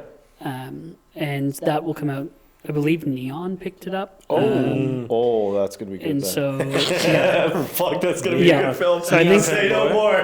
Yeah, so I think Neon picked it up and put it into their slate for this year. Oh, amazing! I'm so very that's gonna be excited for that now. And then I'm always excited for TIFF just to be like, there are movies that come out that surprise you that you have no idea Oh, absolutely. exist, and All that's the kind of what I time. love about TIFF is seeing those ones. But Life of Chuck, keep your eye out for that one. 'Cause I will have to keep my eye out. That was my favorite from TIFF last year. I hope we get a chance to see a ton of shit at TIFF this year. We're gonna get we're putting it out there. We're getting invited to TIFF, like a special media, special red card media access. Yeah. And, Yeah, I got my industry pass for TIFF last year, and just a whole other experience being able to. Yeah. Oh, and you were one of the few people who I know who just abuse that. Oh, to full yeah. extent. you have to if you're gonna Yeah. get I balls to did the not. wall. I did not say. I was like, because in the mornings they had like the industry conference, so I was doing the industry conference and then like immediately seeing a movie. In between industry conferences, go see a movie. Just see whatever, and you get surprised. Like there was a movie I would never have probably got. I should have gotten tickets because it was a beautiful movie, and it was The Penguin Lessons. And it was Steve Coogan, I believe his name is, but a British actor. You might know him as Alan Partridge. It was like a kind of a comedic thing, but Yeah. it was based on a true story about this English professor who went to, I believe, Argentina and adopted this penguin as a pet because it just wouldn't leave him alone. Yeah. And just, a beautiful story about love and life and acceptance through this penguin. And that's fun. Yeah, it was super cool. And just, I love just stumbling upon movies at TIFF like that. That's great. Again, we talked about coming full circle to being why Toronto is such a good place if you want to be a filmmaker. Partly is that film festival, not to pit us against Vancouver, but Vancouver gets a lot of productions, a lot of stuff, but they don't have TIFF like we have it. Like, they've got their Vancouver Film Festival, and it's great, but it's not TIFF. TIFF is one of the top 5 in the world for film festivals. Yeah.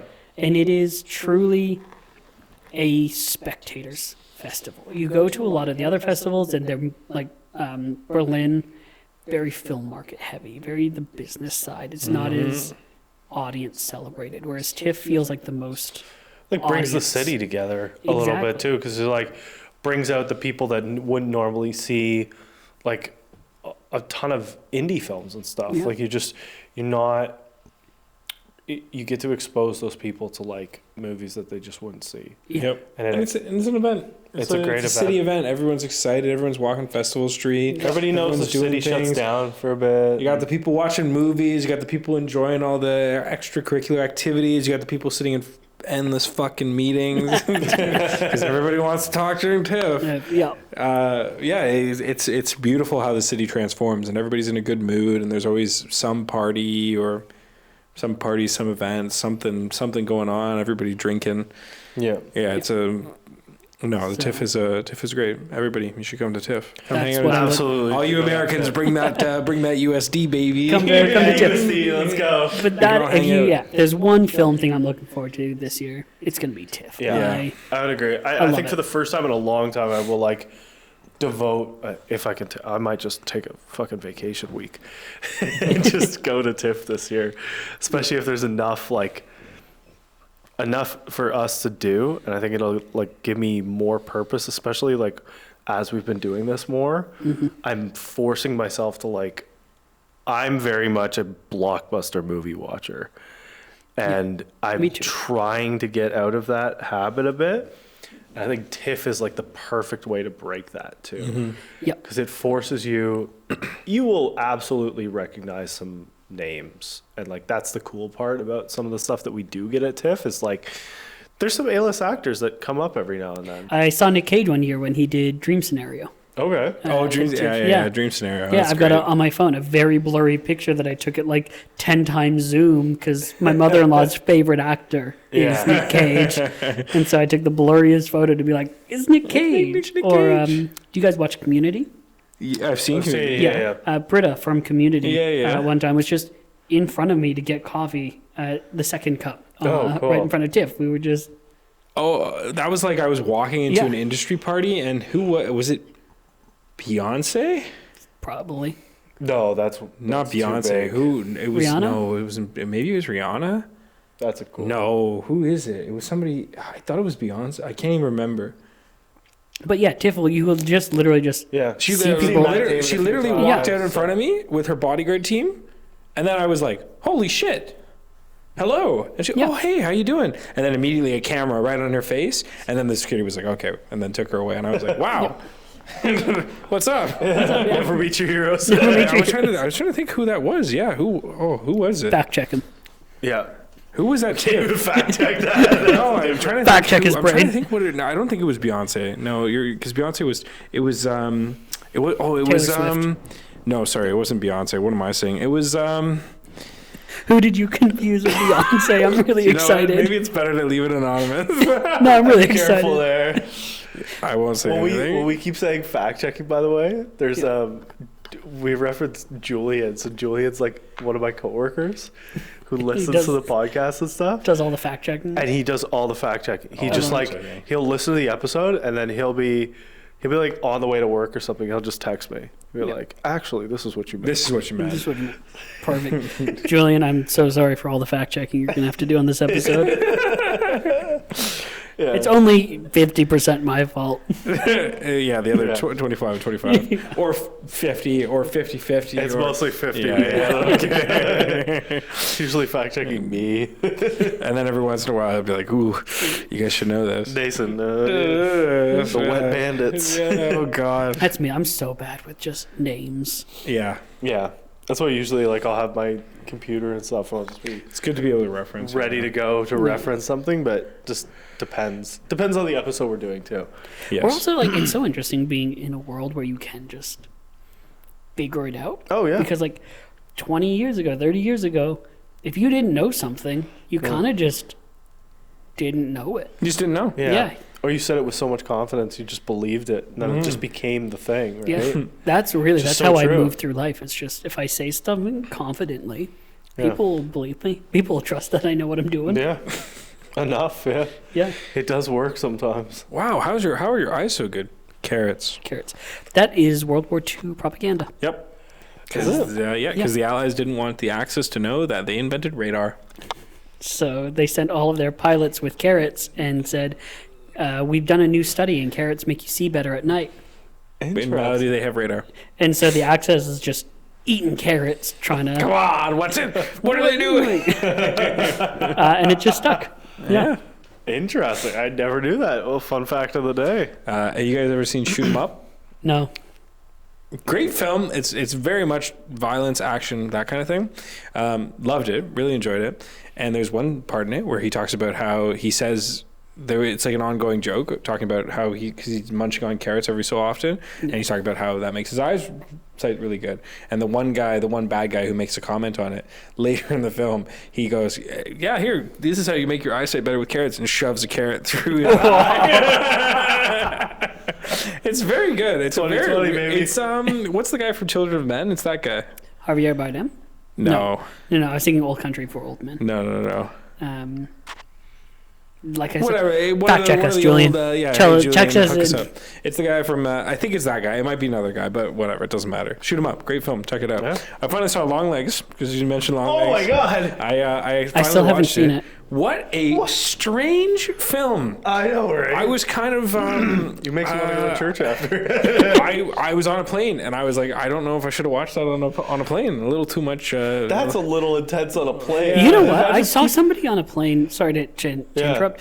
Just speaking about bad plane movies, I saw somebody watching 12 Years a Slave on the plane, and that felt intense. And then I turned to the across the aisle, and someone's watching Oppenheimer, and that also feels like not a great.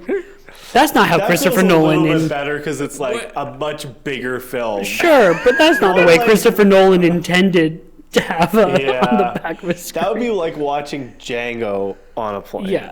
There was what was it? That'd be like- I was on a plane and I was watching like it was like some B action movie. I wish I could remember what it was. B action movies are great for planes. Oh, well, this one it's like you're watching guys get splattered by cars and just like the most ridiculous. I think it was actually one of the Fast and Furious films. It was something like No. but no, it wasn't that. It was something like just like ridiculous, over the top explosions, blood, everything. Something Michael Bay. Something, Yeah. but more blood and dismemberment.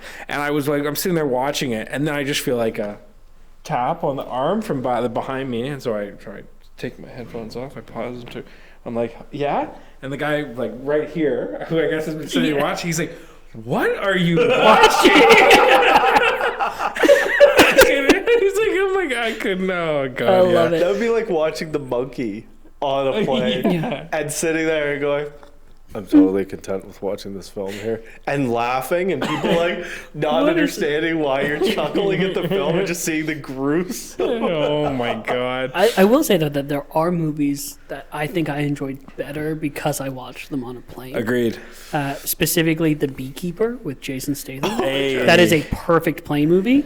And I would say it's probably, most Jason Statham movies, yeah. aside from Wrath of a Man. Rather than was good. yeah, and Ambulance by Yeah, Michael yeah. Bay's Ambulance. Those I'm like, I probably would not have liked these if I watched them Yeah. at home, but they are the perfect plane movie. Perfect time killers. I watched The Beekeeper in the theaters. And I remember. So sorry. No. Here's the funny thing. I walked out and I get asked, I'm like, oh, Yeah. so what'd you think? And I go, what a stupid movie.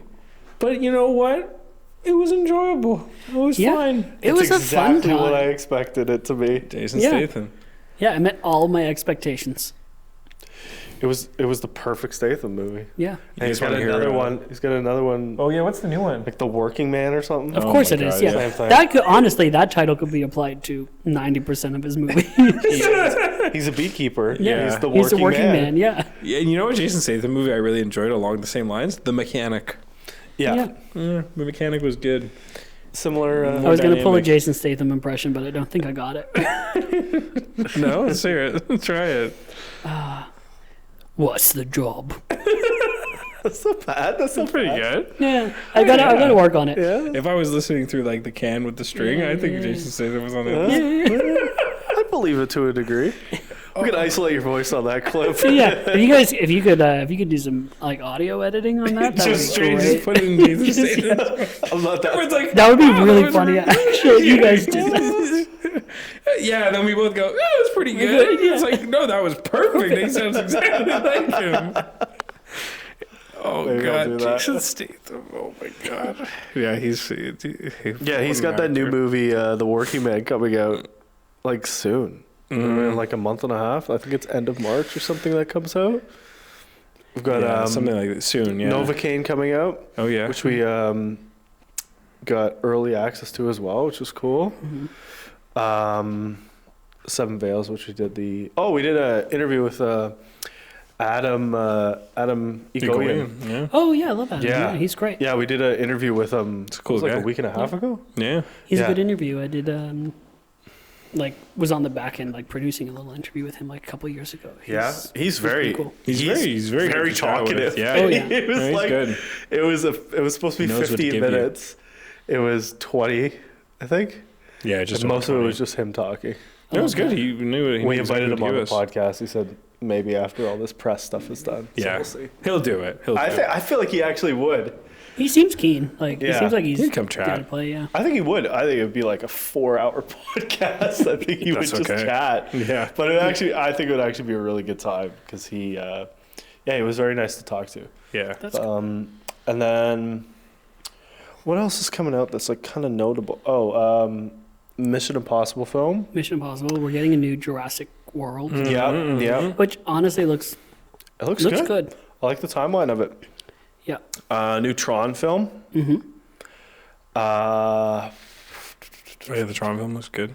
Sinners. The Sinners, yeah, which Yep. Yeah, Michael B. Jordan. The Thunderbolts. The Thunderbolts, the new Marvel one. Yeah, that looks interesting. Interested to see Spectre. Yeah. What else? We talked about this last week. I'm just trying to some notable ones as well. There was one that I was hyped about, but I can't think of it. How to Train Your Dragon. Oh, That yeah. seems interesting. Yeah, That's, Lilo and Stitch. Lilo and Stitch. The Smurf movie. The director from... Did you guys seen Wild Robot? Yeah. Very good. The director from that is doing the live-action How to Train Your Dragon. Is he? He's the director of the original How to Train Your Dragon. Oh. And also Lilo and Stitch. Holy shit. Oh wow! Yeah. Oh, okay. So it's going to be really good then. Yeah. So I've got full faith. Oh, in, I have even more. I said initially when I saw that. Yeah, Night Fury in action. Yeah. I'm excited. That'll be good. That's going to be a fun one. It's one of the few live action remakes that I'm like, oh, this actually looks... No, that'll be good. Yeah, It when I saw the doesn't feel like trailer, just I was a like, Getting it right. this is crisp. They actually did a good job doing here. it right. Yeah, but you're always kind of on the fence about how those are going to go with the live action ones, but seems okay. I guess we'll see how in a couple of years they do the Moana live action. Oh, yeah, I forgot that. Really good or really bad. Yep. We're going to find out. That one feels too recent to do a live action remake on. Some things should just not be live action. I don't know it's what. okay that it'd be it's like not. doing live action Frozen or something. It just wouldn't be. It wouldn't work. I saw somebody do a quick generative AI live action Monsters Inc. Oh, What some things should just keep Stay it as it is. animation. animation is a great medium. Yes. Yeah. And I think that it needs to be more respected. Yep. Yeah. You can do stuff in animation that you simply cannot do in live action. Yeah. It's true. That'd be like doing a live action like Ratatouille. Yeah. Fucking horrible. It's just the bear. They did that in Everything Everywhere All at Once. Raccoonie. They had the raccoon under his hat. Yeah. I saw a comic that was it was a girl who was boxing, but she had a mantis shrimp controlling her. But she's like, I need your help, and the mantis shrimp is like, and then it's it pans away from the backlit hat to reveal that she's covered in blood, and she's like, what have I done? I love that. Besides films and stuff for this year, we like to ask all of our guests, what are your 3 favorite films of all time? Yeah. Oh, also, before we go into it, I just wanted to say that, did you know that 20,000 bees make up a hive, and 20,000 bees will remember your face and get used to you and be like, oh, Darcy, we're cool with Darcy.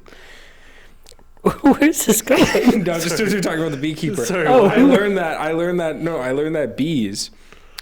Where are we going? Bees will remember your face, so a beekeeper will actually only have to wear the beekeeping suit when they're directly interacting with the main hive. Oh, interesting. And so with bees, what will happen is they'll actually know you, so they'll be like, "Oh, that's our boy Darcy over there. He's coming to help us out because he gives us sugar water, and we like Darcy." Well, that's like crows will have generational beef. Oh yeah. If you You fight killed with Carl? one crow, Yeah. all the crows, and they will teach their children to hate you. Oh Yeah. my god. That guy is not cool. But Yeah. so with beekeeping, you keep a separate empty hive, and they go, "Oh, that's our boy Darcy's hive, and he doesn't know how to make honey.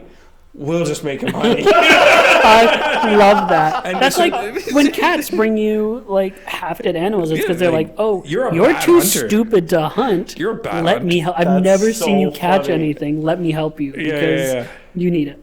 Yeah, you're bad. Fun fact of the day. Yeah. Yeah, and that's why dogs clean you, because you're like a helpless little puppy, and it's like, you don't clean yourself. You stink, buddy.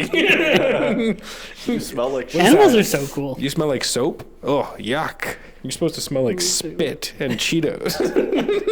Anyways. So, My top 3. consult your letterbox. My top 3. I'm gonna start with a classic. Okay. It is. I kind of have representations of groupings of films. So I've got my Spielberg representation. Okay. Jaws. I think Okay. a phenomenal movie. well And organized. he did Jaws so young, Yep. Yeah. and to make a movie that influential to Yeah. filmmaking that young just blows my mind all the Absolutely. time. I love all the behind the scenes for it. I think it's great. My next one is my representation for Edgar Wright. I think Hot Fuzz is good film. his best in the Cornetto trilogy.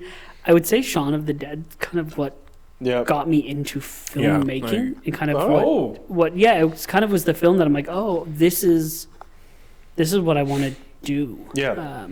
There's always that one film that like kind of sparks the interest more than anything else that you had previously seen. Yeah. I remember the first time I watched Shaun of the Dead and just how it stuck with me as that's cool. The cool ones. But I think Hot Fuzz is just so wonderfully made. Mm-hmm.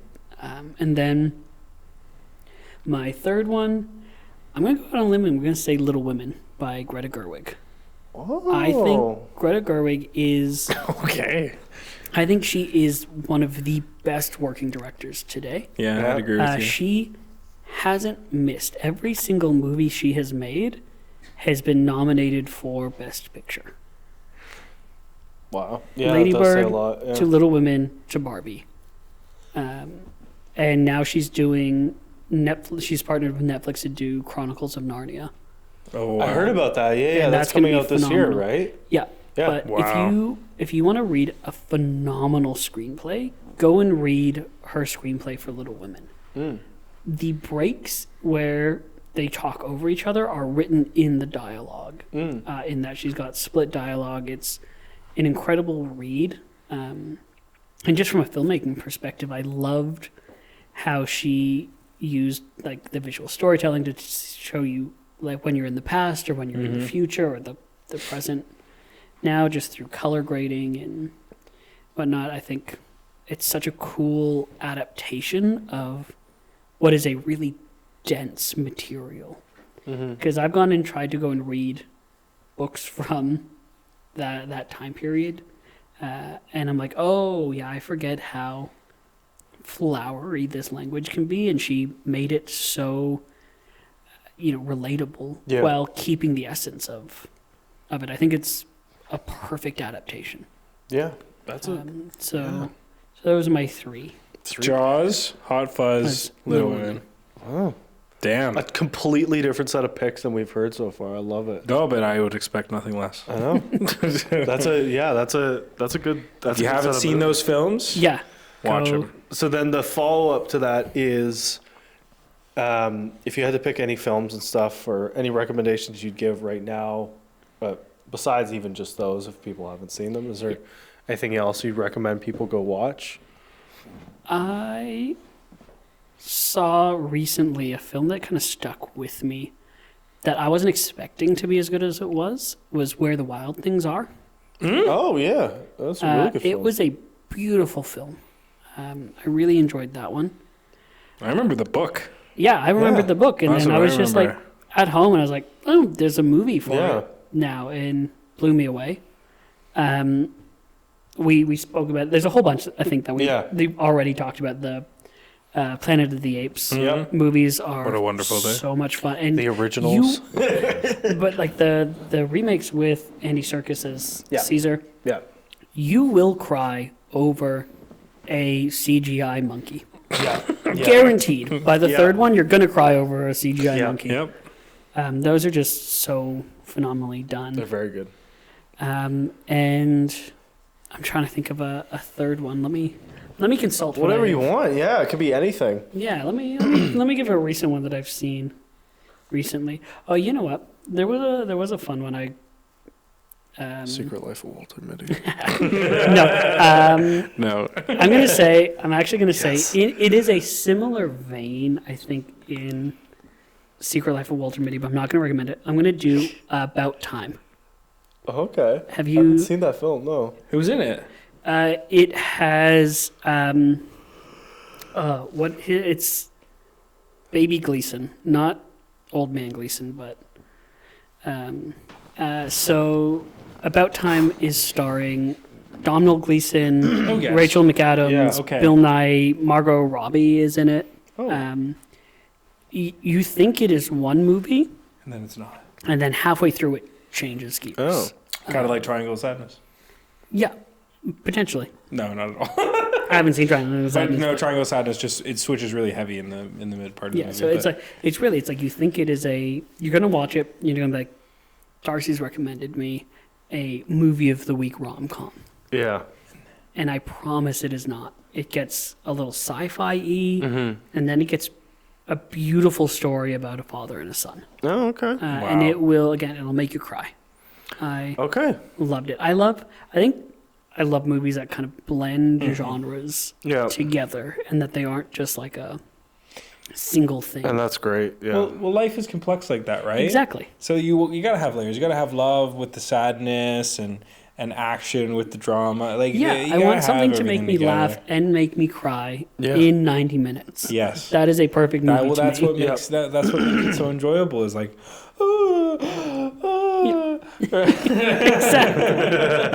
Exactly. So those are my recommendations. Where the Wild Things Are, Planet of the Apes, Good, and About Time. damn. Go and watch About Time. Good calls. Good calls. Well, yeah, that pretty much sums up this awesome episode of the Real Talk podcast. Darcy, thank you very much for Thanks coming on. out. Thank you so much for having me. I've loved my time here. Yeah. We'll definitely have you on again. That was And you can come with us to an advanced screening. Hopefully. we'll get you. Yeah, we'll get you.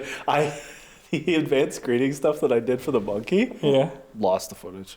Don't know where it is. Fucking erased the footage.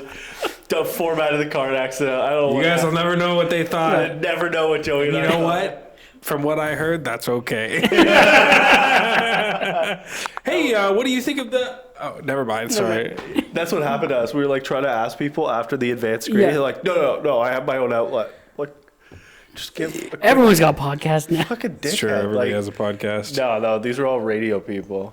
Oh, Stuck up radio people. hate those guys. I'd never be one of those radio guys. Those assholes. You can listen to me on- Ever since video came in and They clearly didn't killed have the a face radio for star. video. Was- That's If you why. guys want to hear more of my thoughts, you can listen to my radio show on 4ZZZ.org.au. right? I'm on sporadically. Well, Darcy, again, It's thank been a you so much pleasure. for coming Thank you. out. Thanks, guys. Next I time we'll appreciate be it. doing this in a den in my other house. So excited for the den. Oh yeah, Uh, it'll be cool. We'll have lazy boy recliners. What you guys should do is just take a photo of this one and then just green screen it. a really good idea. We No, should actually. we could do it. We could do it. Yeah. You can have that idea for free. There you go. There you go. I perfect. appreciate For that. free. We'll talk about the royalties after. Thank you guys for listening, watching, subscribing, and we will see you guys all in the next episode. Yeah. Peace.